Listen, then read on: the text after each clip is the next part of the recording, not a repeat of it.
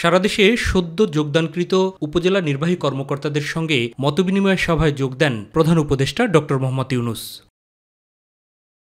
রাষ্ট্রীয় অতিথি ভবন যমুনা থেকে ভার্চুয়াল মাধ্যমে যুক্ত হয়ে আসন্ন জাতীয় সংসদ নির্বাচনের দিক নির্দেশনা প্রদান করেন প্রধান উপদেষ্টা।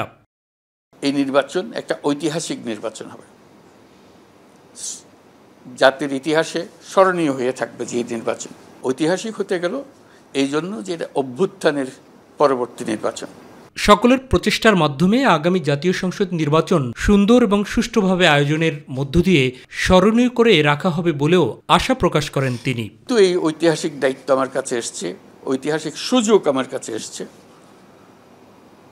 আমি এটা এমনভাবে করব সারা জীবন আমি যেন মনে করি যে I did the right thing, আমি ঠিক কাজ করেছিলাম সেদিন। আমরা একত্রে কাজ করলে সেই ঐতিহাসিক দিনটা শুধু আমার তোমার ঐতিহাসিক দিন হবে না, সারা জাতির ঐতিহাসিক দিনে পরিণত হবে। এটা শুধু আমাদের জাতির জন্য না, আন্তর্জাতিক পর্যবেক্ষক যারা আসবে তারা বলবে যে এটা তো অন্য কোনো দেশের হয়তো দেখিনি আমরা কোনোদিন। তারা সব দেশে গিয়ে ওই বাংলাদেশে কি হয়েছিল সেটার বর্ণনা করে। তাহলে বুঝলাম যে আমাদের দিনটা তাদের চোখেও এটা ঐতিহাসিক অভিজ্ঞতা হয়ে গেল।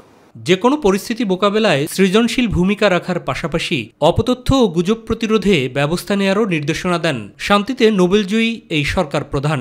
ঐতিহাসিক দায়িত্ব যাতে সঠিকভাবে আমরা পালন করতে পারি, এটা যাতে আমাদের স্থানীয় প্রস্তুতির যাবতীয় জিনিস এই ৩ মাসের মধ্যে করে ফেলতে হবে। গণভোট নিয়ে ভোটারদের সচেতন করা এবং নারীদের অগ্রাধিকার প্রদানেরও পরামর্শ দেন প্রধান উপদেষ্টা ড. মোহাম্মদ ইউনূস।